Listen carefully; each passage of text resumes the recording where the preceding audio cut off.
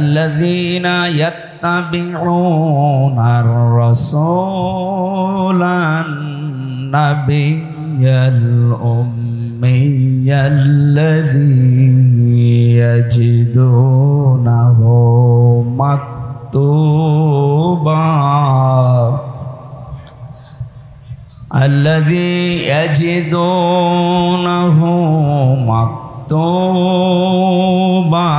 عندهم في التوراة والإنجيل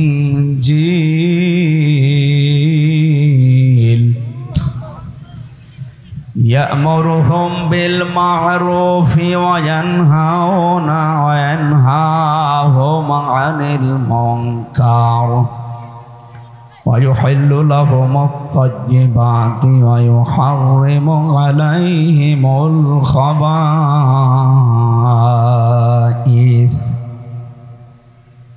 ويضع عنهم إصرهم والأغلال التي كانت عليهم فالذين آمنوا به وعزروه ونصروه واتبعوا النور الذي أنزل معه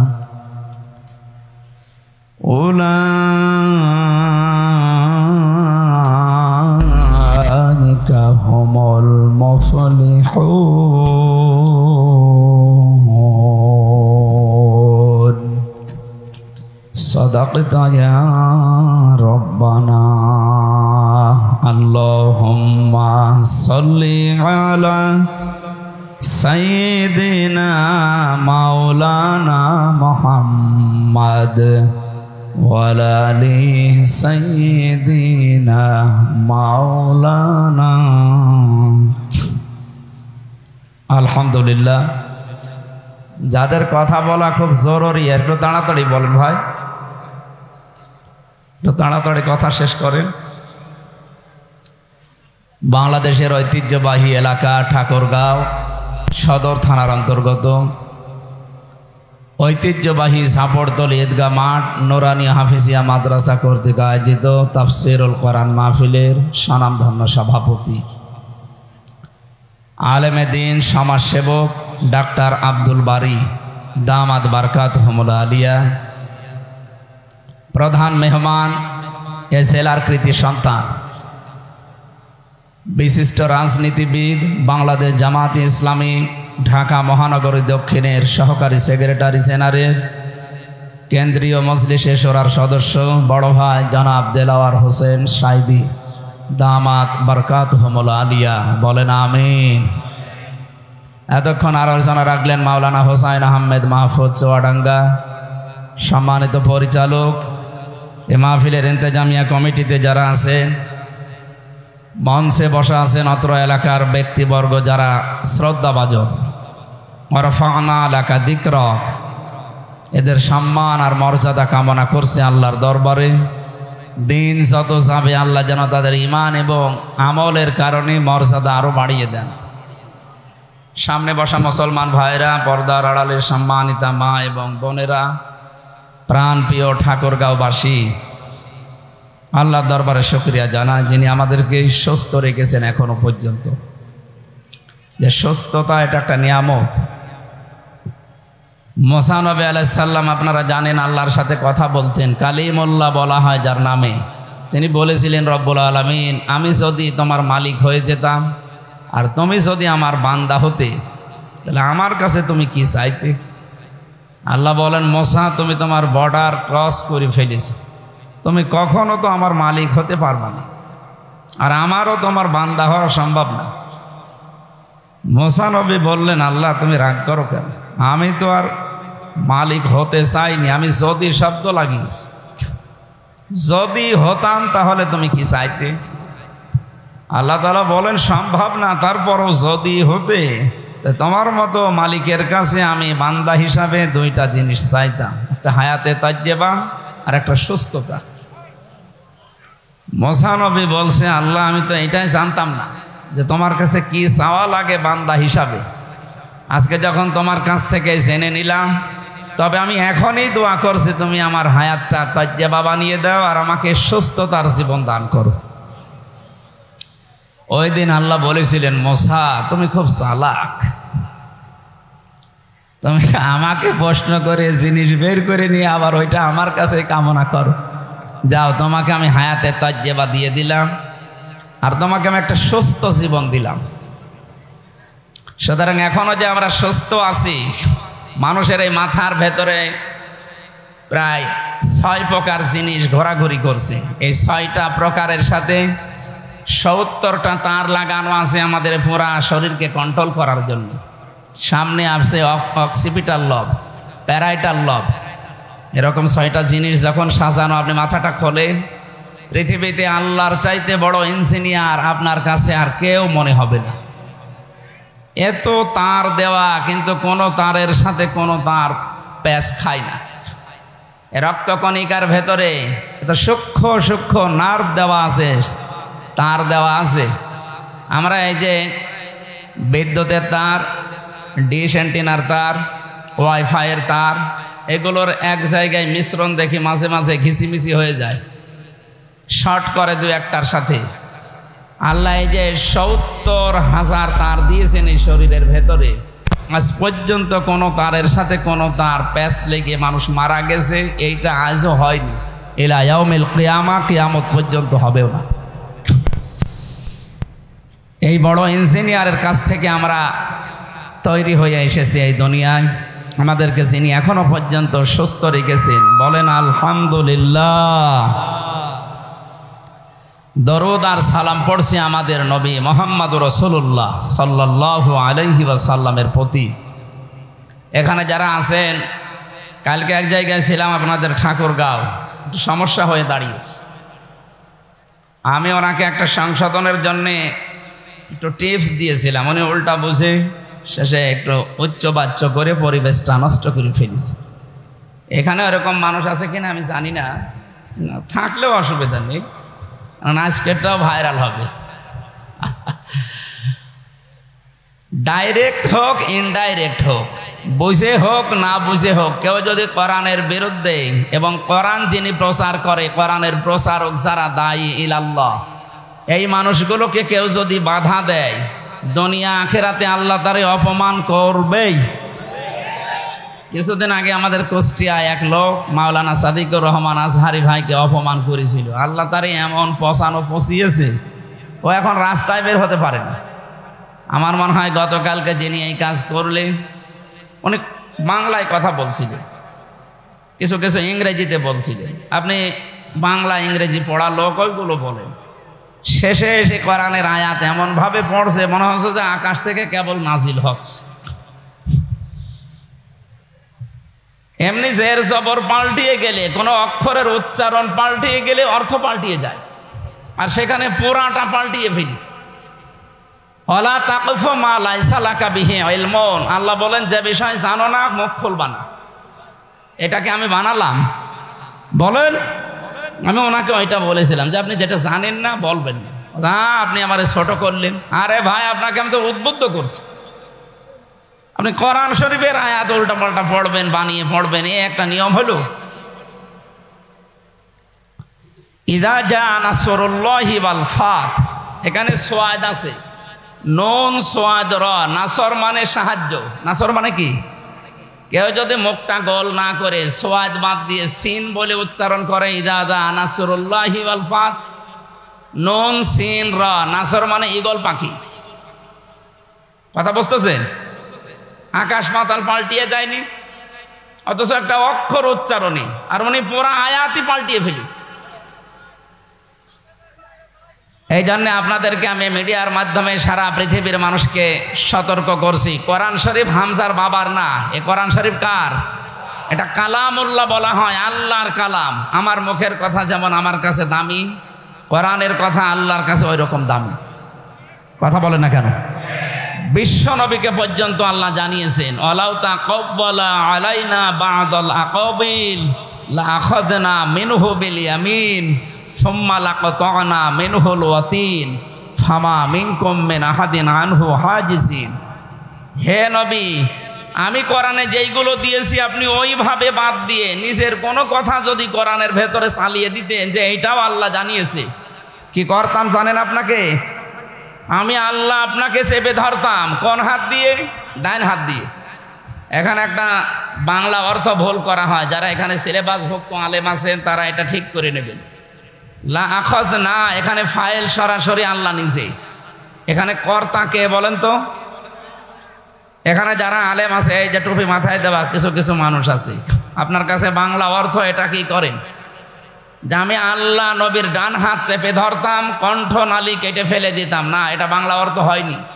আপনি শাব্দিক অর্থ মিলান, দেখবেন পাল্টিয়ে যাচ্ছে। কোরআনের কোন শব্দ যদি কেউ ইচ্ছা করে পাল্টিয়ে ফেলে, ও বেঈমান হয়ে যায়। এই কথা বলেন না কেন? আপনারা এতদিন না জেনে যদি ভুল করে থাকেন, আজকে সংশোধন হবেন। লা আখজ না, এই যে একালিফ টান আছে, জমা মোতাকাল্লিম, এর ফাইল সরাসরি কে? ফাইল মানে কর্তা, যিনি কাজ করেন। এখানে সরাসরি কাজ করছে কে?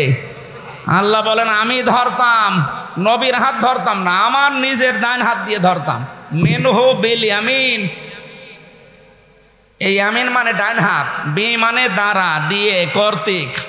আল্লাহ বলেন আমার ডান হাত দিয়ে আমি ধরতাম নবীকে, নবীর ডান হাত ধরতাম না। প্রশ্ন আসতে পারে, আল্লাহ ডান হাতের কথা বললেন কেন? বিশিমাল, বাম হাতের কথা বললেন না? আল্লাহর কি বাম হাতে শক্তি নেই? এটা ক্লাস চলছে, জবাব দেবেন ছাত্রের মতো, একেবারে 1 2 ছেলে পেলে যেভাবে জবাব দেয় ওইভাবে দেবেন। আল্লাহর বাম হাতে শক্তি আছে না নেই? তাহলে ডান হাতের কথা দিলেন কেন? সচরাচর আমরা যে বিষয়ে উদাহরণ দিলে বুঝি ভালো, বাস্তবতার সাথে আমাদের যেটা মেলে ওইটা আমরা তাড়াতাড়ি গ্রহণ করি, বিশ্বাসও করি তাড়াতাড়ি। আমরা দেখবেন বাম হাত দিয়ে কোনো জিনিস যদি উঠাতে না পারেন, ডান হাত দেন, আপনি তুলতে পারবেন। তার মানে ডান হাতের শক্তি বাম হাতের তুলনায় বেশি না কম? এই জন্য ডানপন্থী যারা, এই মানুষগুলো জান্নাতে যাবে, আর বামপন্থী যারা ও জাহান্নামী। এটা আমি বানালাম না, সূরা বালাদের শেষের দিকে আছে, হে নবী আপনি জানিয়ে দেন যারা বামপন্থী এই মানুষগুলো জাহান্নামী। পুরা কোরআনে বহু জায়গায় আল্লাহ দিয়েছেন আসহাবুশ শিমাল, আসহাবুল ইয়ামিন। ডানপন্থী যারা এরা জান্নাতি, বামপন্থী এরা কোথায় যাবে? বাংলাদেশে বহু মানুষ আছে তারা নিজেদেরকে বামপন্থী পরিচয় দিয়ে গর্ববোধ করে, সরাসরি এটা বলতে পারেন না যে আমি জাহান্নামী। কি কথা তো একই। আসহাবুশ শিমাল মানে কি? যারা বামপন্থী এরা জাহান্নামী। তাই আপনি বাংলায় বলবেন এখন থেকে, আপনি বামপন্থী এ কথা না বলে বলবেন আমি চির জাহান্নামী, তাহলে মানুষ বুঝবে যে এমনি জাহান্নামে যাবে, ওর আর জানাজার দরকার নেই, কবরে দেওয়ার দরকার। এদেশে বহু মানুষ এরকম আছে না নেই? এই জেলাতেও আছে, আমি নাম নিলাম না। তাই বামপন্থী মানুষগুলোর কপাল পোড়া, এদের কপালে আল্লাহ আগুন লাগিয়ে দিস। সূরা আরাফের ভেতরে পাবেন 8 নম্বর পারা 14 নম্বর পৃষ্ঠা 12 নম্বর লাইনে আছে, যারা বামপন্থী বলে নিজেদেরকে গর্ববোধ করে, না আমি বামপন্থী রাজনীতি করি, আপনি জাহান্নামী। কারো ফতোয়া লাগবে না, আল্লাহর ফতোয়া। আপনি কোন জায়গায় যাবেন? হ্যাঁ, আপনি নামাজ পড়তে পারেন, রোজা রাখতে পারেন, আপনি দান সাদকা করতে পারেন, এগুলো সব ওই সালমান এফ রহমানের মতো মেকি লোক দেখানো। কথা বললেন না কেন? সংস্কারমূলক আলোচনা করছি। সুতরাং বাংলাদেশে যারা বামপন্থী আছেন, যদি বিবেক থাকে পাল্টাবেন। বিবেক যদি কাজ না করে, সরাসরি আমাদের ইনু সাহেবের মতো, মেননের মতো, দিলীপ বড়ুয়ার মতো, এই যে কালামানিক যেটা বিসি উড়ে গেছে,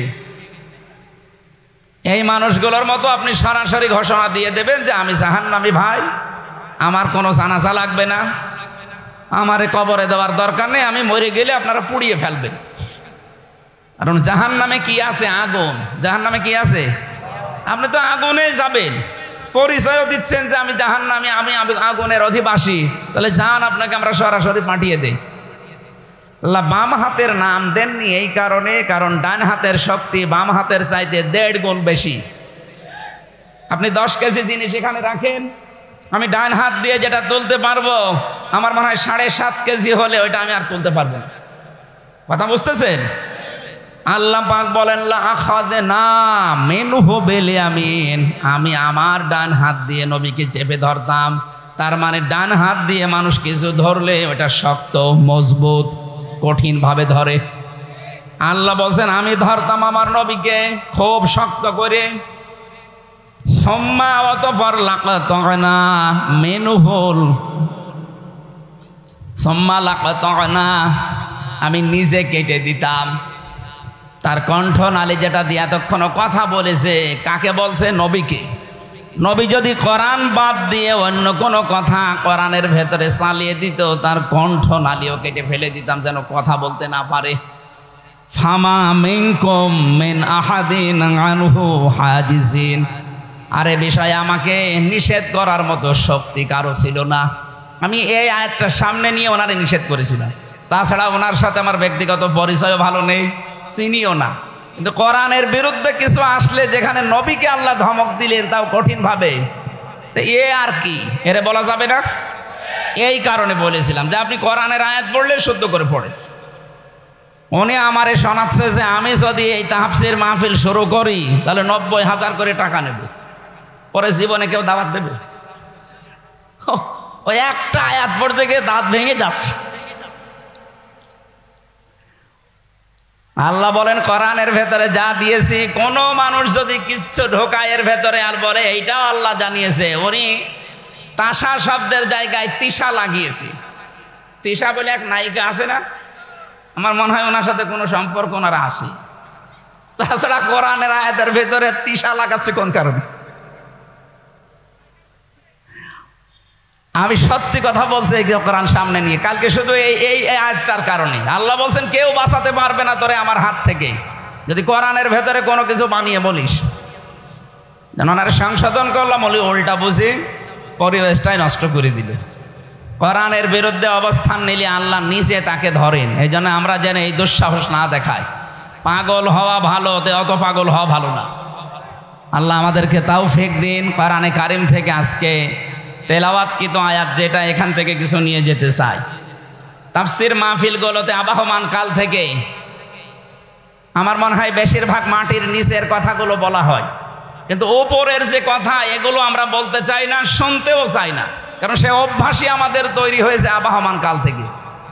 আমরা যদি এই হাজার হাজার বছর যারা কোরআনে কারিম প্রচার করি, ১৫০০ বছর চলছে, অন্তত এ দেশে ১৪৭৩ বছর আগে ইসলাম এসেছে। এই বাংলাদেশে সাহাবায়ে কেরামের মাধ্যমে ১৪৭৩ বছর আগে অলরেডি ইসলাম চলে এসেছে। তখনও নবীজি এই দুনিয়ায় ৩ বছর জীবিত ছিলেন। সুবহানাল্লাহ বলতে পারেন নাই?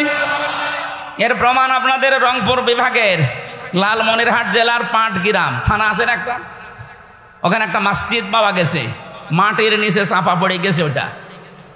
পরে ওই মাটি যেখানে উপরে লিখিত ছিল, ওই মাটি পরীক্ষা করার জন্য গাজীপুরে মৃত্তিকা গবেষণাগার, যেখানে মাটি পরীক্ষা করা হয়, পরীক্ষা করে দেখছে এই লেখাটা, এই মাটির বয়স যখন লেখা হয়েছে এই মাটির উপরে, এটা বয়স হচ্ছে আজকে থেকে ১৪৭৩ বছর। আমরা হিসাব করে দেখেছি নবীজি ওই সময় দুনিয়ায় আরো ৩ বছর বেঁচে ছিল। তার বিশ্ব নবী দুনিয়ায় জীবিত থাকতেই বাংলাদেশে ইসলাম চলে এসেছে। কথা বলেন ঠিক কিনা? কিন্তু যেভাবে প্রচার করা দরকার ছিল ওইটা এই দেশে হয়নি।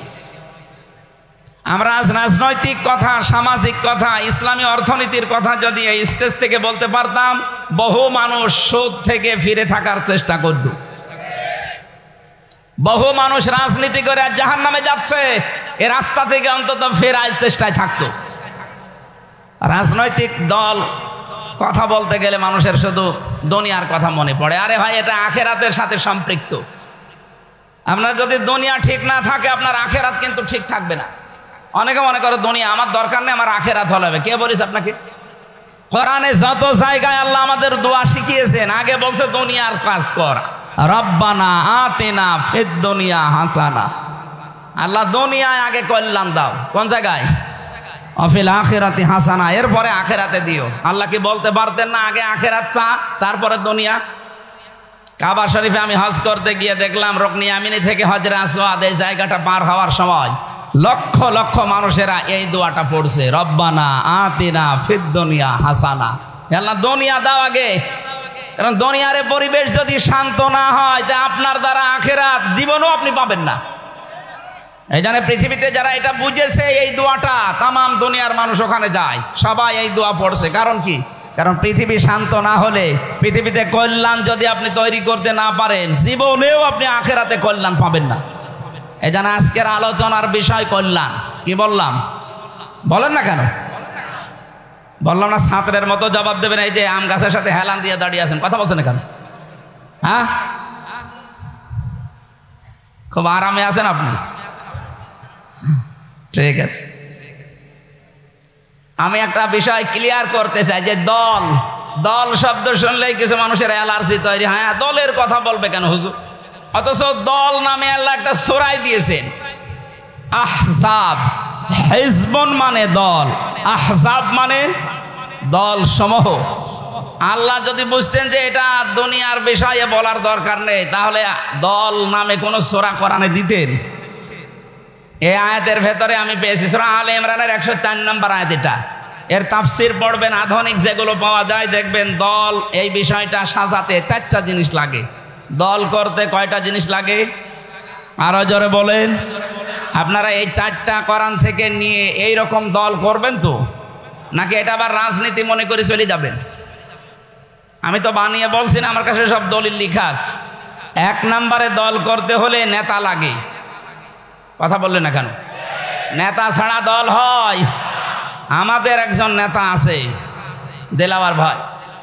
না না, আমাদের নেতার নাম মোহাম্মদুর, আরো জোরে বলেন মোহাম্মদুর। মোহাম্মদ যে নেতা ছিল এটাকে আমি বানিয়ে বললাম? আল্লাহর ফতোয়া ইয়াসিন। আল্লাহ বলেন হে নেতা। এটা তাফসিরে ফি জিলালিল কোরআনে আছে, সাইয়্যিদ কুতুব লিখেছেন, অথবা তাফসিরে কাবিরে আছে, ফখরুদ্দিন রাজি রহমাতুল্লাহ আলাইহি ওনারা দিয়েছেন ইয়া মানে হে, সিন মানে সাইয়্যিদ। সাইয়্যিদ মানে বাংলায় নেতা। এটা কিছুক্ষণ আগে আমরা পড়লাম না, আল্লাহুম্মা সাল্লি আলা মুহাম্মাদ ওয়া আলা আলি সাইয়্যিদিনা। আমরা যেন প্রশ্ন করছি, আল্লাহ তুমি আমাদের রহমত নাজিল করো মুহাম্মদের উপরে। উনি আমাদেরকে জিজ্ঞাসা করছে ওই মুহাম্মদ কে? আমরা সবাই মিলে জবাব দিলাম উনি কিন্তু সাধারণ কেউ না, উনি সাইয়্যিদিনা, উনি আমাদের সকলের নেতা। সুবহানাল্লাহ বলতে পারেন না? তাহলে নেতা এই বিষয়টা আল্লাহ আমাদেরকে শেখাচ্ছেন যে বল সাইয়্যিদিনা, মুহাম্মদ আমাদের কি? কারণ আল্লাহর ঘোষণা দেওয়া নেতা এই দুনিয়ায় একজনই, আর কেউ নেই। ইয়াসিন হে নেতা। সুবহানাল্লাহ বলেন। আজকে থেকে মুহাম্মদ রাসূলুল্লাহ বাদ দিয়ে কাউকে নেতা আমরা মানতে? প্রশ্ন আসতে পারে তাহলে এখন যারা নেতৃত্ব দিচ্ছে এদের সূরা আলে, এটা আছে সূরা নিসা 5 নম্বর পারার 6 নম্বর পৃষ্ঠা 11 নম্বর লাইনের 59 নম্বর আয়াতে আছে, প্রথম দিকে পাবেন ইয়া আইয়ুহাল্লাযীনা আমানু আতিউল্লাহা ওয়া আতিউর রাসূলা ওয়া উলিল আমরি মিনকুম। আল্লাহ পাক বলেন ঈমানদার যদি দাবি করো যে আমার ঈমান আছে, আমি বেঈমান না, তাহলে শোনো আমি আল্লাহর আনুগত্য করো, আমার রাসূলের আনুগত্য করো, আর তোমাদের ভেতরে যারা উলিল আমর আছে, যারা নেতৃত্ব দেয়, তাদেরও মেনে চলো। ইন্টারেস্টিং বিষয় এখানে আতিউ এই ফেল, এই ভার্ব, এই ক্রিয়া, এই শব্দটা আল্লাহ নিজের নামে দিয়েছেন, রাসূলের নামে দিয়েছেন, কিন্তু উলিল আমর এদের আগে নেই। যাতে বিশ্বাস না করেন কোরআনের আয়াত খুলে দেখেন, যারা মুফাসসির আছে জিজ্ঞাসা করেন। আল্লাহ আতিউ এই ফেলটা নিজের নামে দিয়েছেন, রাসূলের নামে দিয়েছেন। আল্লাহ রাসূলের পরে কিয়ামত পর্যন্ত যারা নেতৃত্ব দেবে, যারা নেতা হবে, এদের নামের আগে আল্লাহ দেয়নি। একটাই কারণ, আমি এই শব্দটার সাথে প্রায় 42টার উপরে তাফসীর মিলিয়েছিলাম ভার্সিটি থাকাকালীন। বিশ্ববিদ্যালয়ের কেন্দ্রীয় লাইব্রেরিতে 1টা 2টা না 42টা মিলিয়ে দেখলাম যে আতিউ শব্দ আল্লাহ কেন দিলেন না। যত মুফাসসির তাফসীর করেছেন এই পৃথিবীতে, প্রতিটি মুফাসসির এক বাক্যে জবাব দিয়েছেন আল্লাহ রাসূলকে মানা লাগবে, কোনো প্রশ্ন করা যাবে না। এই কথা বলেন না কেন? আপনার বুঝে আসুক, মানা আসুক, হয়তো আপনার জ্ঞানে ধরছে না, এই জন্য আপনাকে কোনো প্রশ্ন ছাড়া মানা লাগবে। কাকে? আল্লাহ আর রসুলকে আল্লাহ, আরো যারা বলেন আল্লাহ। কিন্তু উলিল আমরি মিনকুমের আগে দেননি। আব্দুল্লাহ ইবনে মাসউদ, আব্দুল্লাহ ইবনে আব্বাস রাইসুল মুফাসসিরিন বলা হয় তাদেরকে, তারা দুইজনেই এই বক্তব্য দিয়েছেন, আল্লাহ রাসূলকে যে মেনে চলবে তাকে আপনি মেনে চলবেন, এইটাও আল্লাহ রাসূলকে মানার মতোই ফরজ। আর আল্লাহ রাসূলকে যে মেনে চলে না, সে যদি আপনার বাবাও হয়, আপনার চাচাও হয়, আপনার বড় নেতাও হয়, তাকে মানা জায়েজ নেই, হারাম। এই আয়াতটা শুধু ঠাকুরকার জন্যে। আমি যত জায়গায় সারা বাংলাদেশের 630টা থানা আছে, আমার 620টা থানায় যাওয়া হয়ে গেছে। সারা বাংলাদেশ ঘুরে আমি এই প্রচারটা করলে অনেকাংশ মানুষগুলো দেখি মন খারাপ করে। আরে ভাই, আমার নিজের কথা বললাম, আপনি নেতা মেনে জাহান্নামে যাচ্ছেন, আপনি নামাজ দিয়ে, রোজা দিয়ে, হজ দিয়ে কি করবেন? সুতরাং ওইগুলো যেন ঠিক থাকে, আপনার নেতা মানাটাও যেন ঠিক থাকে। আজকে থেকে সিদ্ধান্ত নেওয়া যাবে না, আল্লাহ রাসূলকে যে মানে না, সে যে দলের লোক হোক আমি ওরে মানি না। আল্লাহ রাসূলকে যে মানবে, ও যে দলের লোক হোক আমি ওকে মানতে রাজি আছি। এই কথা বলেন না কেন? কারা রাজি আছেন মন থেকে? হাত তোলেন তো দেখি। এই আন্দাজ হাত তুলবে না। আলহামদুলিল্লাহ ভাই, ঠিক আছে, আলহামদুলিল্লাহ। এ মাহফিল সাকসেস হয়ে গেছে যদি কথা ঠিক রাখতে পারে। আর যদি আম গাছ পর্যন্ত শেষ, জাম গাছ পর্যন্ত শেষ, বাড়ি যদি নিয়ে যেতে না পারেন, এরকম অনুষ্ঠান বছরে একবার না, প্রতিদিন দেবেন, প্রতিদিনই অনুষ্ঠান মাঠে মারা যাবে। আমরা কি চাই এই 2-3 লাখ টাকা খরচ করে অনুষ্ঠান নষ্ট হয়ে যাক? সুতরাং আমাদের মেনে নেওয়ার মাধ্যমে এর পরিচয় দেওয়া লাগবে, আমরা রাজি আছি ইনশাআল্লাহ। তাহলে দল করতে প্রথম কি লাগে? নেতা মুহাম্মদুর রাসূলুল্লাহ, ওনাকে যারা মানবে সেইটা আসল নেতা। আপনি এখন খুঁজে দেখেন, যদি এরকম কেউ পান, যদি মনে হয় যে হ্যাঁ এটা আছে মেনন সাহেব, আপনি মেনে নেন। যদি মনে করেন এটা ইনু সাহেব, মেনে নেন, কোনো অসুবিধা নেই। কিন্তু দেখা লাগবে আল্লাহ রাসূলকে মানে কিনা। এই পৃথিবীতে সবচাইতে বেশি কোরআনকে, ইসলামকে আর নবীজিকে গালি দিয়েছে যাদের নাম বলছে, এরা আলেমদেরকেও গালি দেয়। দেখেছেন হেফাজত ইসলামের যিনি নেতা ছিলেন তারেও গালি দিয়েছে, তেতুল হুজুর বলে, বিষ বৃক্ষ বলে কওমি মাদ্রাসাগুলোকে গালি দেয়। এই কথা বলছে না কেন? প্রথম আলোর যিনি সম্পাদক আনিসুল হক, কয়েকদিন আগে কোরআনে কারিমের সূরা ফাতিহা থেকে শুরু করে প্রায় 25টা বিষয়ে ভুল ধরেছেন। উনি অনুবাদ করেছে এমন ভাবে, সমস্ত প্রশংসা আল্লাহর জন্য, এটা আলহামদুলিল্লাহি, অথচ এটা উনি বিকৃত করে সাজিয়েছে সমস্ত প্রশংসা রাজাকারদের জন্য। আমরা চাই অতি তাড়াতাড়ি 96% মুসলমানের এই দেশে এই লোকটাকে কোরআন বিকৃত করার অপরাধে ফাঁসি দেওয়া হোক। এই কথা বলেন না কেন? প্রথম আলো মুসলমানদের জন্য ব্যবহার করা জায়েজ নেই। এটা টয়লেটে টিস্যু বানাবেন। এটা যে র এবং ভারতের ইহুদি খ্রিস্টানদের দালাল, কোনো অসুবিধা নেই বুঝতে। সাংবাদিক ইলিয়াস কয়েকদিন আগে এটার প্রমাণ পেয়েছে। এই বাংলাদেশে জঙ্গি নাটক সাজিয়ে যেখান থেকে তালিকা করা হয়তো ওটা প্রথম আলোর অফিস।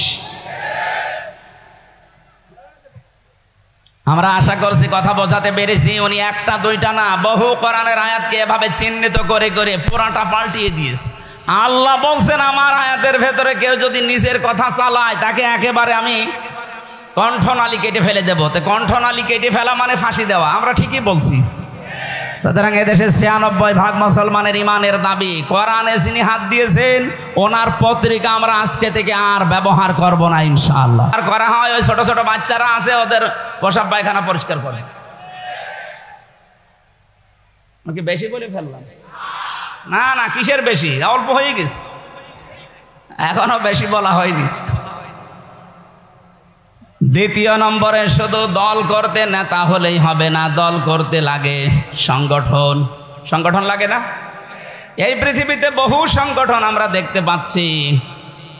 আল্লাহ রাব্বুল আলামিন একটা দলের কথা, সংগঠনের কথা জানিয়েছেন, ওয়াল তাকুম মিনকুম উম্মাতুন ইলা আখিরি আয়াত।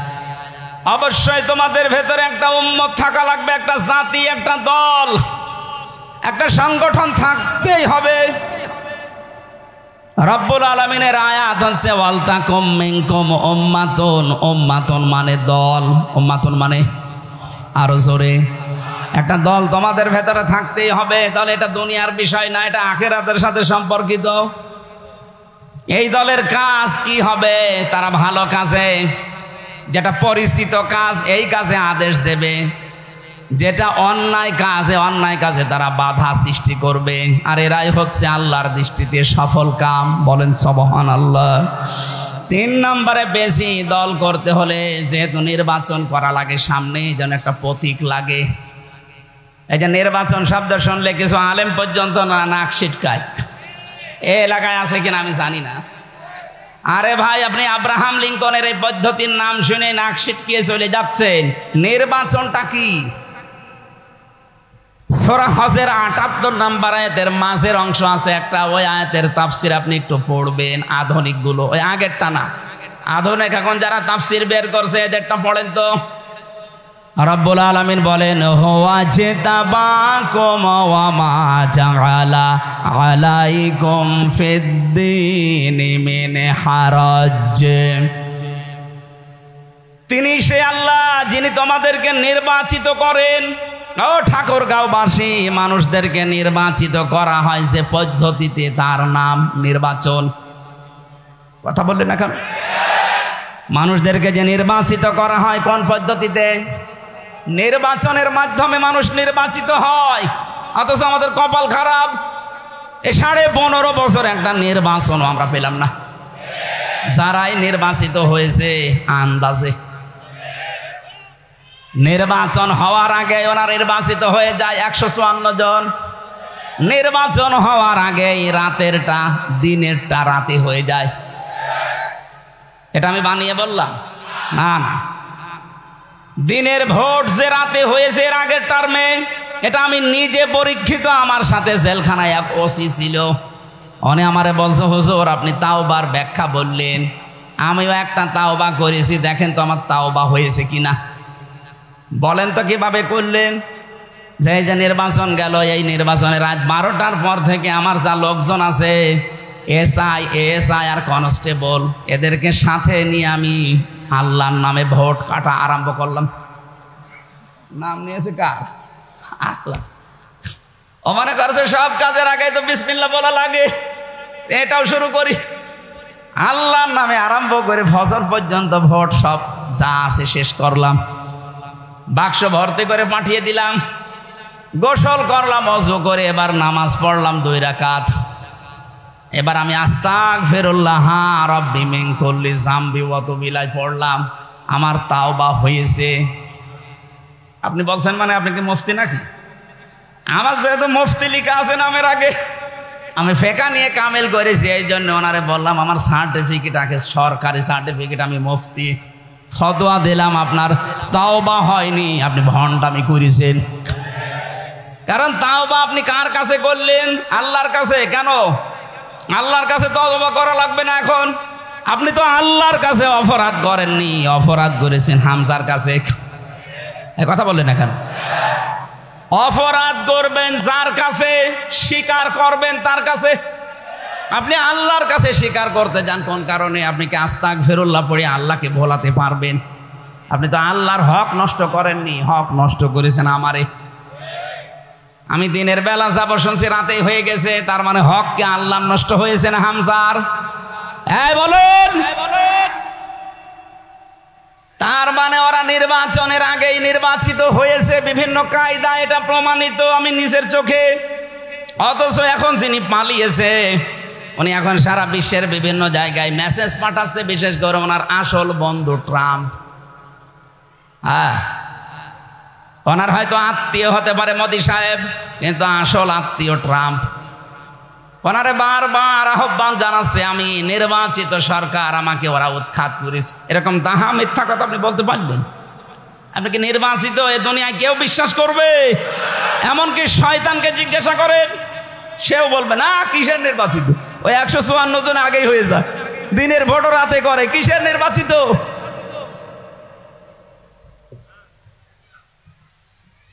এই কথাটা এখন সারা বিশ্বের বিভিন্ন মডেলদেরকে উনি শোনাচ্ছেন, আমি নির্বাচিত, আর নির্বাচিত সরকারকে উৎখাত করেছি। এখন আমরাও ছড়াবো, আপনি নির্বাচিত না, আপনি অনির্বাচিত। আপনি সিলেক্টেড না ইলেকশনে হননি, আপনি সিলেকশনে হয়েছেন। এমনকি প্রধানমন্ত্রীও ইলেকশনে না, সিলেকশনে। তার মানে এই কথাটা এখন সারা বিশ্বে আমরা যারা মাজলুম আছে, ওই 14 দল বাদ দিয়ে বাকি আমরা যা আছি সব মাজলুম। এই মাজলুমদেরকে এখন ঐক্যবদ্ধ হয়ে, একতাবদ্ধ হয়ে এই কথা ছড়ানো লাগবে বারবার যে উনি অবৈধ, উনি নির্বাচিত না।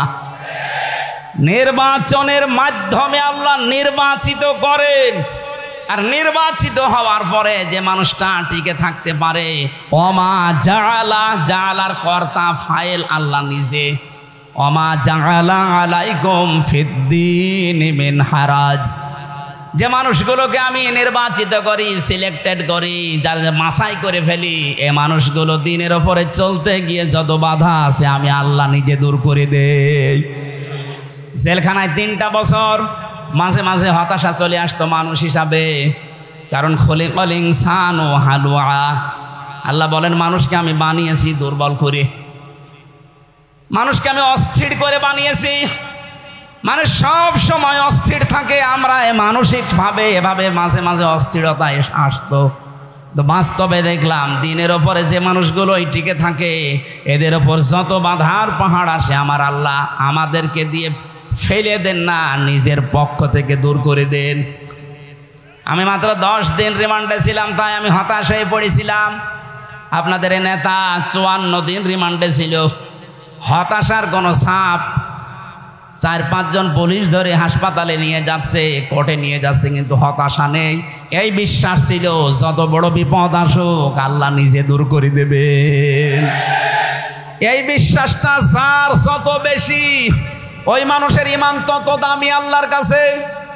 কারণ এটা ইব্রাহিম নবীর মিল্লাত, মিল্লাতা বিকুম ইব্রাহিম হুয়া সাম্মাকুমুল মুসলিমিন। আল্লাহ বলেন এইটাই তোমাদের জাতির পিতার আদর্শ। নির্বাচিত হওয়ার মাধ্যমে যদি টিকে থাকতে পারো, আমার আল্লাহ যত বিপদ আপদ আসবে সব দূর করে দেবে। এই জন্য আমাদের এখন উচিত, যারা দায়িত্বে আছেন, বিশেষ করে অন্তর্বর্তীকালীন সরকারের প্রধান উপদেষ্টা ডক্টর মোহাম্মদ ইউনূস সহ প্রত্যেককে আমরা আহ্বান জানাচ্ছি মুসলমানদের পক্ষ থেকে, এই ডাইনি বড়ি যে পালিয়ে গেছে এর ষড়যন্ত্র থামবে না। এর ষড়যন্ত্র থামাতে হলে নির্বাচনের মাধ্যমে নির্বাচিত সরকারের হাতে দেশটা তুলে দিন। আর এরা জাতীয় নির্বাচিত জনগণের দ্বারা আল্লাহ পাক এই নির্বাচন নিজে করেন। সুতরাং যত বিপদ আপদ, যত ষড়যন্ত্র, যত দুর্বিসন্ধি হবে বিশ্ব থেকে, সবগুলো আল্লাহ নিজে দূর করে দেবে। আফগানিস্তানে আল্লাহ দূর করে দেয়নি, আমাদেরও দেবে যদি আমরা নির্বাচিত হতে পারি। অনির্বাচিত ছিল, অবৈধ ছিল, এই কারণে আল্লাহ সাহায্য করেনি। এখন আমরা নির্বাচনের মাধ্যমে আসতে রাজি আছি না। সুতরাং আপনাকে দল করতে হলে অবশ্যই 3 নম্বরের এটা থাকতে হবে, একটা প্রতীক নিয়ে আসতে হবে। বাংলাদেশের সর্বোত্তম প্রতীকের নাম হচ্ছে দাড়ি। দাড়ি মানে ওই দাড়ি পাল্লা না, এই যে দাড়ি সালমান এফ রহমান দরবেশ বাবা কেটে সফা করিস, এই দাড়ি কার সুন্নাত? রাসূলুল্লাহর। বলেন বলেন, আপনার তো একটা প্রতীক লাগবে, এর চাইতে উত্তম প্রতীক আর আছে? আমার প্রতীকটা ছোট ছিল, কারণ আমার বংশে দাড়ি কম। আমি জেলে যাওয়ার পর একটু বেড়েছি, কারণ ওখানে তো কাটার সিস্টেম কম। 3-4 মাস পরে একবার চুল কাটতে আসে। তো দাড়ি আমরা ছোট করব, খাটো করব কখন? তাহলে সর্বোত্তম প্রতীকের নাম হবে মুসলমানদের হয় দাড়ি, নাই টুপি, না ইনসাফ। ইনসাফের বাংলা আমরা যেটা জানি সেটা দাড়ি পাল্লা। আমি এই যে কোরআন থেকে লিখেছি, 3টার নাম আছে, দাড়ি, টুপি, না ইনসাফ বা মিজান বলে যেটা। মিজান মানে কি? দাড়ি পাল্লা। এখন অন্যান্য যে প্রতীক আছে ওইগুলোকে মাঠে মারা যাবে?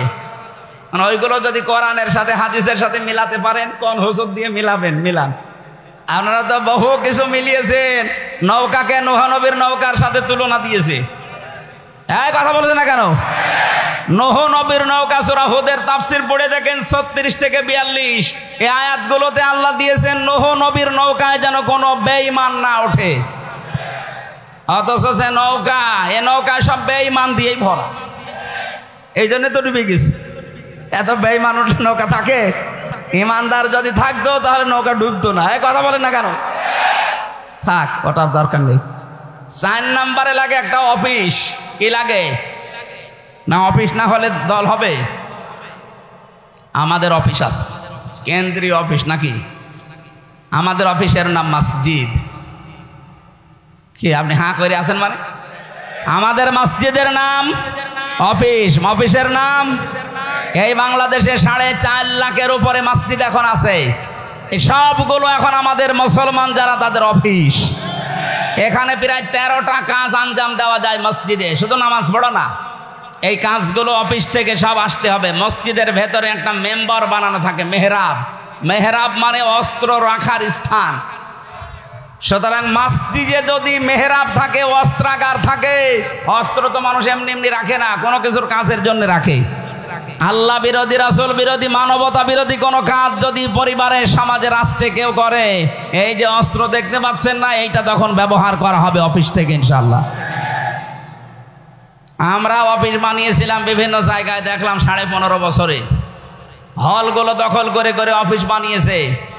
এই কথা বলছেন না কেন? হল দখল করে অফিস বানানো লাগবে কোনো জায়গায় আছে?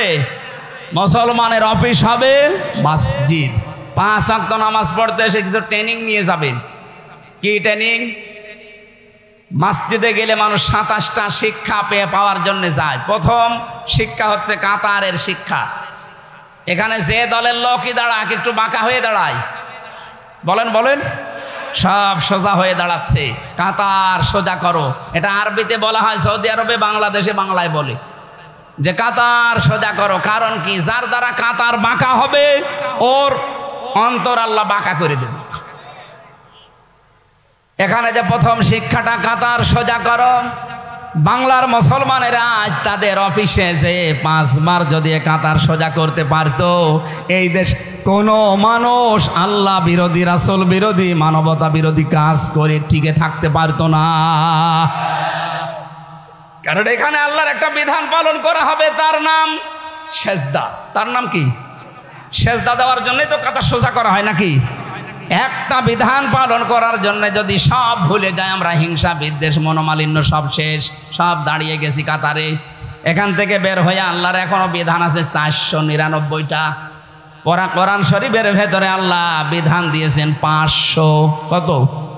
এখানে মাত্র একটা পালন করা হচ্ছে, এখনো বাকি আছে 499টা। একটার জন্য যদি অফিসে 5 বার যাওয়া লাগে, ট্রেনিং দেওয়া লাগে, তাহলে 499টা বিধান এখন ব্যক্তি, পরিবার, সমাজ, রাষ্ট্রে আছে। এটা পালন করার জন্য কতবার আল্লাহর কাছে যাওয়া লাগবে বলেন? আজকে থেকে দল যারা করেন, এই 4টা বিষয় সামনে রাখবেন।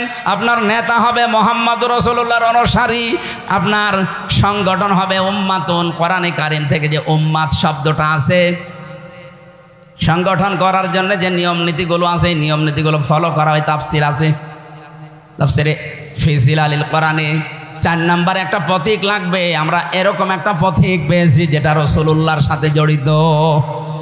কোরআনে কারিমে মিজান শব্দটা বহুবার আল্লাহ দিয়েছেন ন্যায় ইনসাফের প্রতীক হিসাবে। যদি সত্যি দেশে দাড়িপাল্লা বিজয় হয়ে যায়, আল্লাহর কসম ন্যায় প্রতিষ্ঠা হবে, মাস্ট বি। এটা আগস্টের 5 তারিখের পর থেকে আজকের দিন পর্যন্ত আমরা বহু মানুষকে অলরেডি দেখিয়ে ফেলেছি। বাকিটা একটু সুযোগ দেন, আল্লাহর কসম 100% ওয়াদা পূর্ণ হবে। 4 নাম্বার আমাদের অফিস লাগবে। যেখানে সেখানে আমরা অফিসে যাব না, আমাদের অফিস হবে মসজিদ। এই 4টা কথা মেনে চলার তৌফিক আল্লাহ যেন দান করেন, বলেন আমিন। সূরা আরাফ 157 নম্বর আয়াতটা পড়েছি। এত বড় আয়াত আমি তাফসীর মাহফিলে পড়ি না, একটু বেশি পড়া হয়ে গেছে। সময় দেওয়া যাবে না একটু, না চলে যাবেন? হ্যাঁ, এই ভেতরে ভেতরে কি সমস্যা? কি না ভাই, গুরুত্বপূর্ণ একটা বিধান এখন সামনে বলা হবে। চলে যাবেন? আপনি কতক্ষণ দাঁড়িয়ে থাকবেন? দাঁড়িয়ে থাকবেন না? আউযু বিল্লাহি মিনাশ শাইতানির রাজিম। বিসমিল্লাহির রহমানির রহিম। আলেমদেরকে বলছি, নোট করবেন। আল্লাযীনা ইয়াত্তাবিউনার রাসূলান নাবিয়াল উম্মিয়াল্লাযী ইয়াজিদুনাহু মাকতুবা ইনদাহুম ফিত তাওরাতি ওয়াল ইনজিল। আমি শেষ পর্যন্ত পড়লাম না, এ পর্যন্ত থাক। 13টা বিষয় আছে আয়াতে। কয়টা শুনে বাড়ি যাবেন বলেন তো? 13টা শুনতে হলে তো আবার আর কাছর আসবে। চোখ নামাজ কালাম বাদ দিয়ে শুরু করি। প্রথম কথা হচ্ছে আল্লাহ পাকের আদেশ, আল্লাযীনা ইয়াত্তাবিউনার রাসূলান নাবিয়াল উম্মি, যারা অনুসরণ করছে এবং করবে। ইয়াত্তাবিউনা এটা মোসারে, বর্তমান ভবিষ্যৎ, প্রেজেন্ট ফিউচার। এখন যারা করছে, ভবিষ্যৎ বলতে কিয়ামত পর্যন্ত যারা করবে। কার অনুসরণ? যিনি নবী, রাসূল এবং উম্মি, এই 3টা গুণে গুণান্বিত। এই 3টা গুণ যার দুনিয়াতে ছিল, 1 নম্বরে তিনি ছিলেন আল্লাহর রাসূল, 2 নম্বরে তিনি ছিলেন নবী, 3 নম্বরে তিনি ছিলেন উম্মি। প্রতিটি শব্দের ভেতরে এত কথা আল্লাহ পাক লুকিয়েছে। আপনি যদি সারা জীবনে রাসূল শব্দটা নিয়ে ব্যাখ্যা করেন, আপনার সারা জীবন শেষ হয়ে যাবে, এত কথা আছে রাসূলের ভেতরে। এখান থেকে রাসূলের কর্মসূচি কি, রাসূল হওয়ার জন্য কি কি গুণ অর্জন করা লাগে, কি কি গুণের কারণে আল্লাহ তাকে রাসূল বলেন। আর রাসূল কিয়ামত পর্যন্ত দুনিয়াতে মাত্র কয়েকজন রাসূল আল্লাহ পাঠিয়েছেন, সবাইকে আল্লাহ রাসূল বানাননি। আমাদের যিনি অনুসরণ যোগ্য, যাকে অনুসরণ করার জন্য আদেশ করা হচ্ছে, তার প্রথম পরিচয় ছিলেন, তিনি ছিলেন রাসূল। কি ছিলেন? শুধু আরব জাহানের জন্যে বলেন বলেন قل يا أيها الناس إني رسول الله إليكم جميعا। আল্লাহ পাক বলেন, হে নবী, তামাম দুনিয়ার মানুষকে এই ঘোষণা দিয়ে দেন, আমি কিন্তু শুধু আরব জাহানের জন্য না, সকলের জন্য রাসূল হয়ে এসেছি। জোরে বলেন সুবহানাল্লাহ। এটা আপনি পাবেন কোথায়? আল্লাহ পাক বলেন তারা পাবে আল্লাযী ইয়াজিদুনাহু মাকতুবান ইনদাহুম ফিত তাওরাতি ওয়াল ইনজিল। ইহুদি খ্রিস্টানরা যারা দাবি করে আহলে কিতাব আমরা, ওদের ওই তাওরাতে, ওদের ওই ইনজিলের ভেতরে এই নবীর এই পরিচয়গুলো পাওয়া যাবে। এখান থেকে আমি তাফসিরে পেয়েছি, তাওরাত এবং ইনজিল যেহেতু আগে এসেছে, এর আগে বহু কিতাব আল্লাহ দুনিয়াতে পাঠিয়েছিলেন, ছোট সহিফা। এই যে হিন্দুরা এটা এখন যেটাকে বেদ বলে চালায়, খ্রিস্টানরা ত্রিপিটক বলে চালায়, এটা যদি ওরা আজ বিশ্বাসও করে যে হ্যাঁ উপরওয়ালা এই কিতাব পাঠিয়েছে, আপনি ওই কিতাবের পুরাতন ভার্সনগুলো দেখবেন, ওখানে আমাদের রাসূলের এই 3টা পরিচয় দেওয়া আছে। এটা রেকর্ড হচ্ছে, এই কারণে আমি বলছি। শুধু এই মানুষগুলো আমার সামনে না, সারা বাংলাদেশে অনেক ইহুদি, খ্রিস্টান, হিন্দু এ বক্তব্য শোনে। তাদের যেহেতু বিবেক আছে, সূরা আরাফের 157 নম্বর আয়াতটা আমি বাংলায় আপনাকে পড়তে বলছি, একটু তাফসীর পড়েন। আল্লাহ বলেন, আল্লাযী ইয়াজিদুনাহু মাকতুবান ইনদাহুম ফিত তাওরাতি ওয়াল ইনজিল। তাদের কাছে যেগুলো বিদ্যমান আছে, ওই তাওরাত, ইনজিল, বেদ, ত্রিপিটক যাই বলেন, জেন্দাবিস্তা, সবগুলোতে আমার নবীর, আমার রাসূলের এই পরিচয়গুলো দেওয়া আছে। এই আয়াতের ব্যাখ্যা করতে গিয়ে সূরা আলে ইমরানের 41 নম্বর আয়াতটা আমি পেয়েছি। ওয়াইযা আখাযাল্লাহু মিসাকান নাবিয়্যিনা লামা আতাইতুকুম মিন কিতাবিন ওয়া হিকমাতিন সুম্মা জাআকুম রাসূলুম মুসাদ্দিকুল লিমা মাআকুম লা তুমিনুন্না বিহি ওয়া লা তানসুরুন্না ইলা আখিরি আয়া।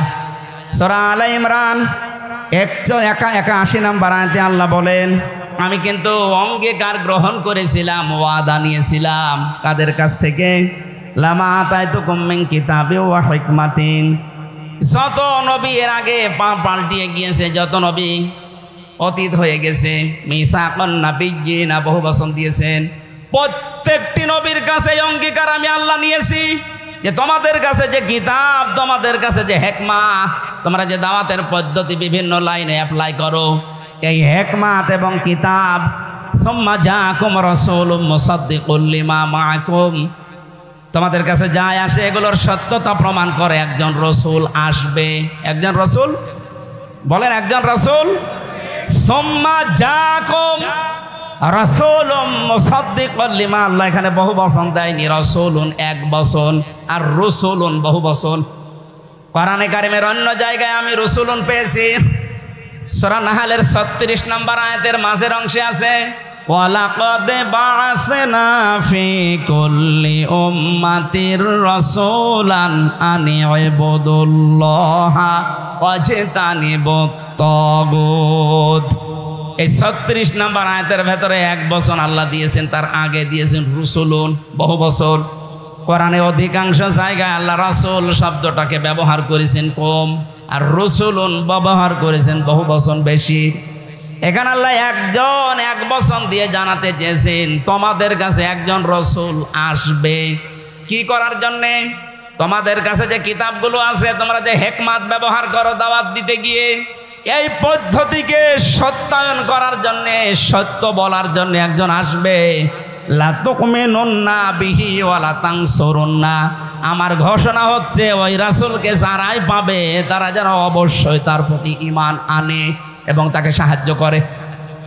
পৃথিবীর অন্যান্য জাতির মানুষেরা, বিশেষ করে খ্রিস্টান, এরা যেহেতু তামাম দুনিয়ায় সবচাইতে বেশি, ওদের ভেতরে শিক্ষিত মানুষ আমি পেয়েছি।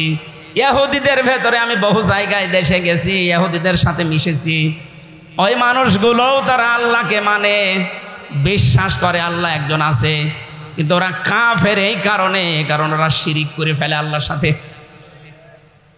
আল্লাহ তাদেরকে আদেশ দিচ্ছে, তোমাদের যারা নবী বলে দাবি করো, ঈসা নবীকে তোমরা মেনে চলো, হযরতে মুসা নবীকে খ্রিস্টান ইহুদিরা মেনে চলো, এই কথা বলে।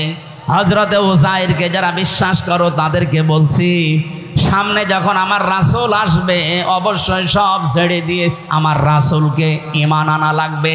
এ ঘোষণা কার? আরো জোরে বলেন। যে আল্লাহর কথা আপনারা নিজেরাই বলেন, সেখানেই যদি আপনি মানতে না পারেন, শুধু এতটুকু আল্লাহ শেষ করলেন না, ওয়ালা তানসুরুন্না, তাকে সাহায্য করা লাগবে।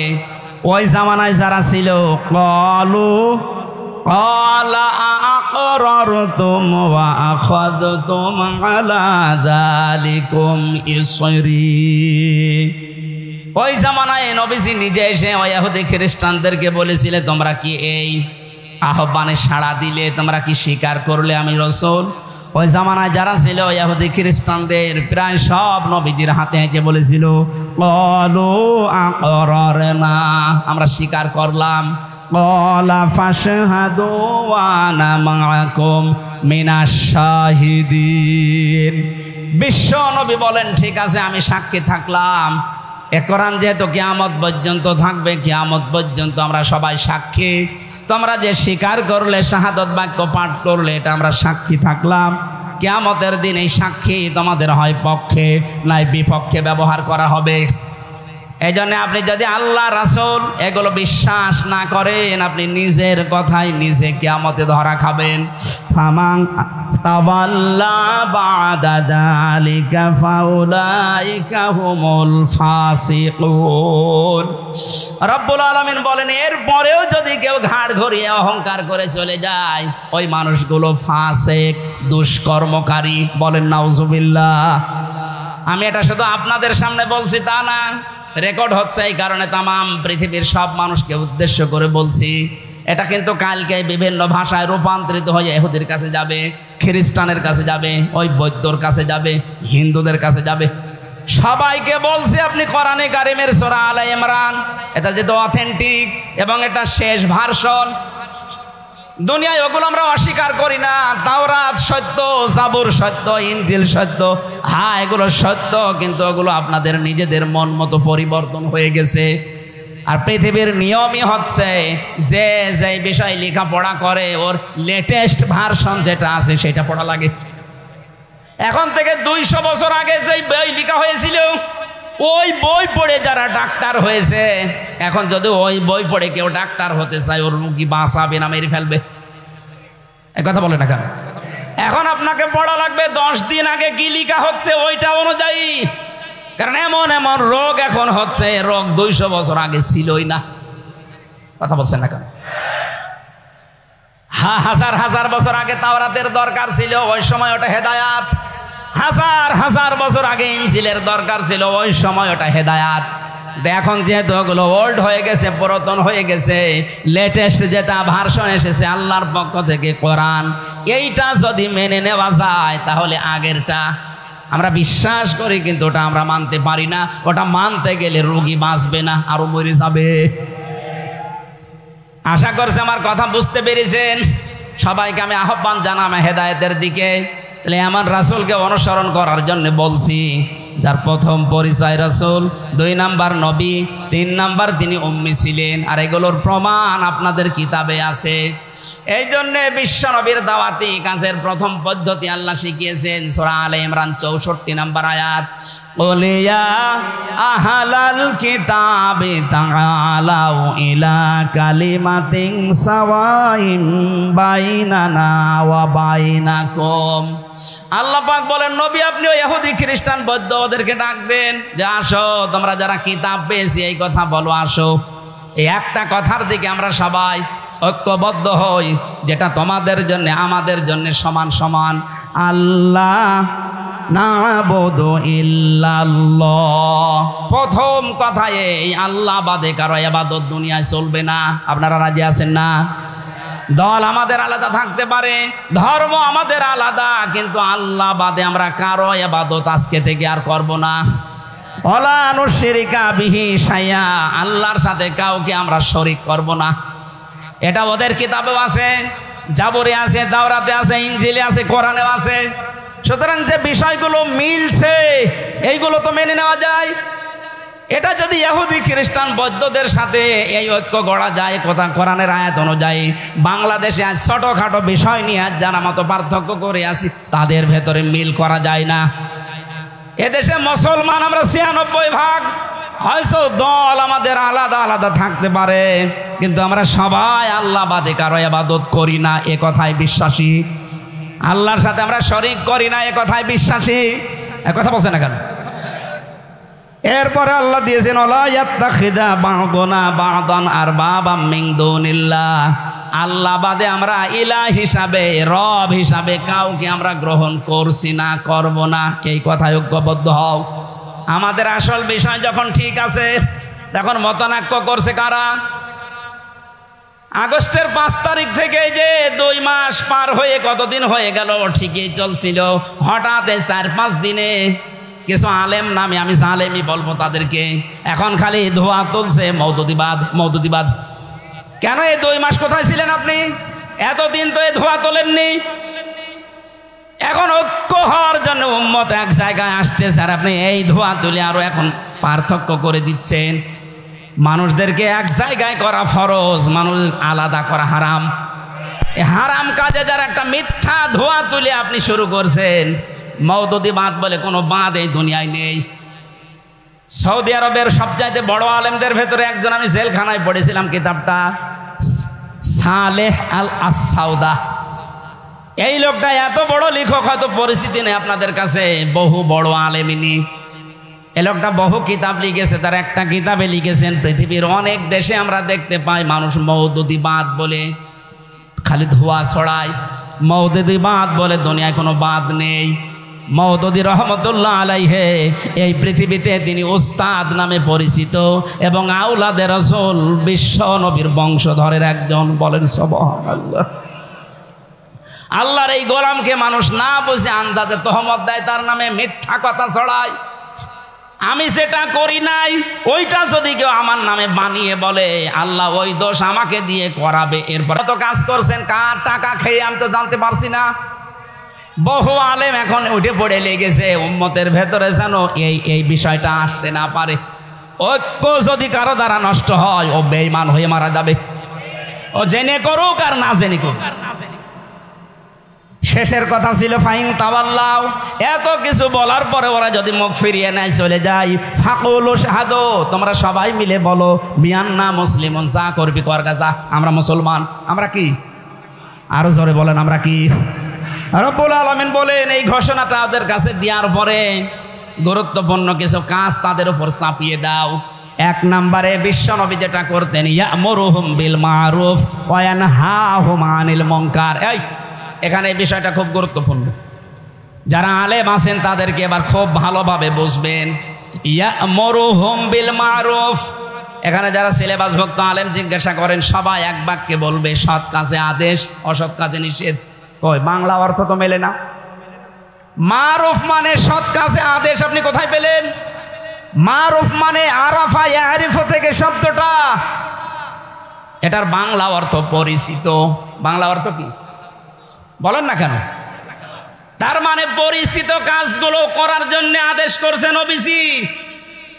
ওয়ানহাহুম আনিল মুনকার, আর তিনি তোমাদেরকে নিষেধ করেন মুনকার মানে অন্যায়। মুনকার মানে আরো জোরে বলেন।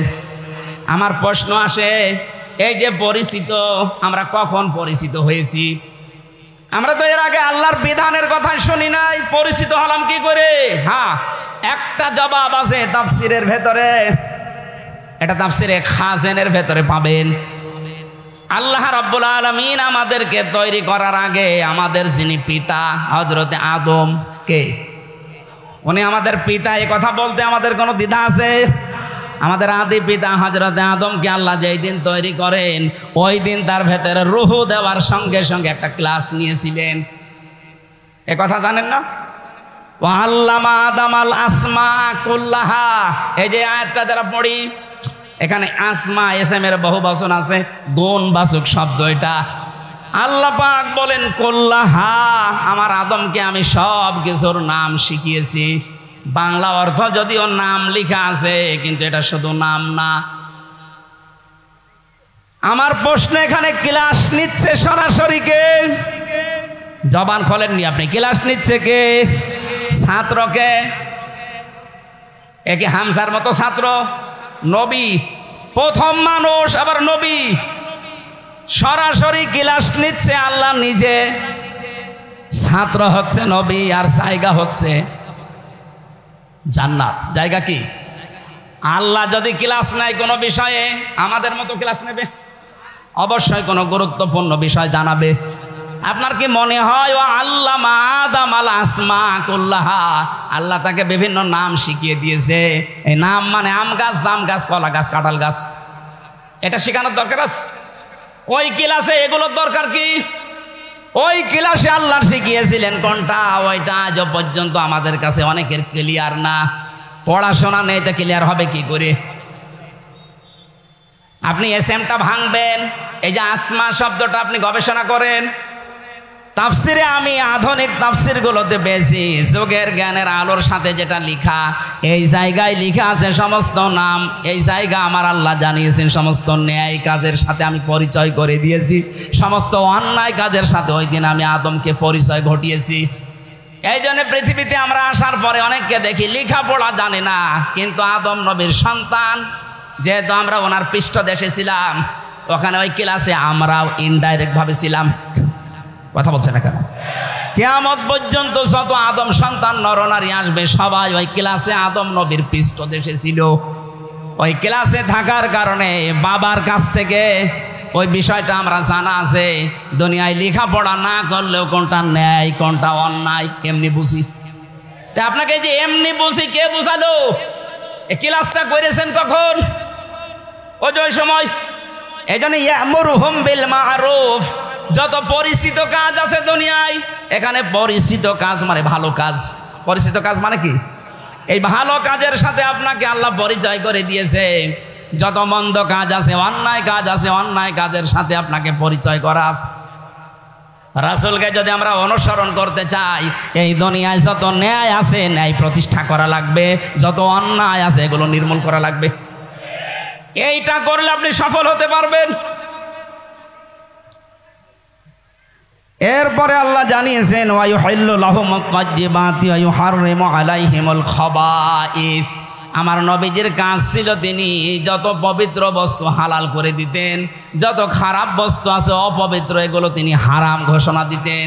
এখন পবিত্র আর অপবিত্র এই দুইটা বিষয় সামনে নিয়ে কথা বলা লাগবে। পবিত্র জিনিস তিনি হালাল করতেন কি করে? হালাল করার দায়িত্ব কার? তাহলে রসুলকে আল্লাহ বলছেন কেন যে আপনি পবিত্র জিনিস হালাল করে দেন?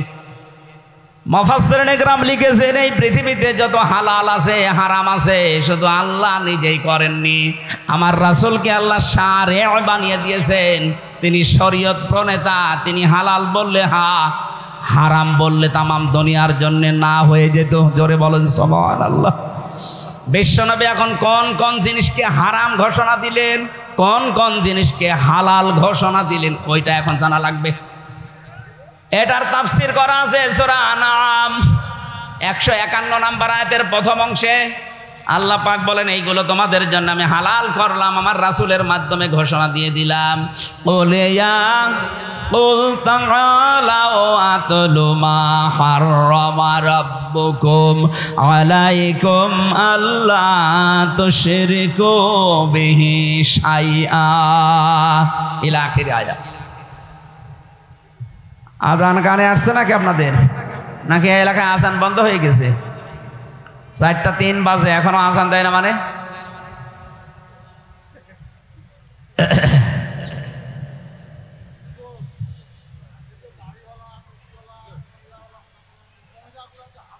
ও ভাই দাঁড়ান, এখনো তো শেষ হয়নি বলছি। মহিলা আছে, একটা বাচ্চা হারিয়ে গেছে, স্টেজে এনে দেন। জিহাদ জিহাদ নামে হারিয়ে গেছে একজন, ওরা স্টেজে এনে দেন। তো ভেতরে ঘেমে যাচ্ছে, সমস্যা হয়ে যাবে। সুবহানাল্লাহ আলহামদুলিল্লাহ লা ইলাহা ইল্লাল্লাহ সুবহানাল্লাহ আলহামদুলিল্লাহ লা ইলাহা ইল্লাল্লাহ। জবান খুলে করেন সুবহানাল্লাহ আলহামদুলিল্লাহ লা ইলাহা ইল্লাল্লাহ লা ইলাহা ইল্লাল্লাহ মুহাম্মাদুর রাসূলুল্লাহ। আমার ভাইরা, আমাদের জীবন পাতেহ চালাতে গেলে যে সমস্ত হারাম বিষয়গুলো সামনে আসবে, যেগুলো হারাম হিসাবে সামনে আসবে, ওই যে শিক্ষা একটা ক্লাসে নিয়েছিলাম জান্নাতের ভেতরে, ওই শিক্ষাটা এখন কাজে লাগাতে হবে। পৃথিবীতে বহু কিছু আল্লাহ হারাম বলে ঘোষণা দিয়েছেন, আমরা শুনিয়েছি 500 আয়াতের কথা। যেহেতু মেয়েরা এসেছেন, মেয়েদের কথা বলার জন্য চাচা বলছিল, সম্মানিত মা বোনেরা, পৃথিবীতে যত হারাম কাজ মেয়েদের জন্য আছে তার অন্যতম কাজ হচ্ছে বেপরদা। এটা হারাম। বেপরদা হওয়া কি? মেয়েদের জান্নাতে যাওয়া যেরকম সহজ কাজ, পুরুষের জন্য অত সহজ না। ওরা যদি শুধু 5 ওয়াক্ত নামাজ নির্ধারিত সময়ে পড়তে পারে, রমজানের রোজাটা যখন শরীর ভালো থাকে রাখতে পারে, স্বামী যাদের আছে তাদের জায়েজ কথাগুলো মেনে খুশি রাখতে পারে, আর নিজের শরীরকে যদি পর্দায় রাখতে পারে, আল্লাহ পাকের নবী বলেন 8টা দরজা আল্লাহ খুলে রাখবেন জান্নাতের। জোরে বলেন আমিন। পর্দায় থাকার ভেতরে আমি এই যে মোবাইল ব্যবহার করেন যারা, তাদের একটা আয়াত পেয়েছি সূরা আহজাবের 32 নম্বর আয়াত। ইয়া নিসান নবী লাস্তুন্না কাআহাদিম মিনান নিসাই ইন ইত্তাকাইতুন্না ফালা তাখদা'না বিল কওলি। আল্লাহ বলেন, হে নবীর স্ত্রীরা, পর্দার আড়াল থেকে, ফোনে হোক, ফ্যাক্সে হোক, হিসাবের আড়াল থেকে কারোর সাথে কথা বলতে হলে কথা বলবা সঠিক কথা, মিথ্যা কথা বলা যাবে না, কিন্তু ভাষা হবে রুক্ষ সূক্ষ্ম। মা বোন যারা এসেছেন, কারোর সাথে যদি মোবাইলেও কথা বলেন, পর্দার আড়াল থেকে কথা বলেন, আপনার কণ্ঠটাও যেহেতু পর্দা, এজন্য কথা বলবেন সঠিক সত্য কথা, মিথ্যা বলা যাবে না। তো ভাষা করবেন গরম দেওয়া মতো, রুক্ষ সূক্ষ্ম, রুড়ো মেজাজের। এই একটা পর্দা, একটা ফরজ বিধান, একটা হালাল বিষয়। এই হালালটাকে আজ নিচে নামানোর জন্য অনেকে সমকামিতা প্রমোট করছে বাংলাদেশে। সুতরাং বাংলাদেশের রাজধানীতে মানবাধিকারের নাম নিয়ে সমকামিতার অফিস যারা খুলতে চাচ্ছে, দেশের মুসলমানদের এখন বড় দাবি ওটা যেন বন্ধ করা হয়।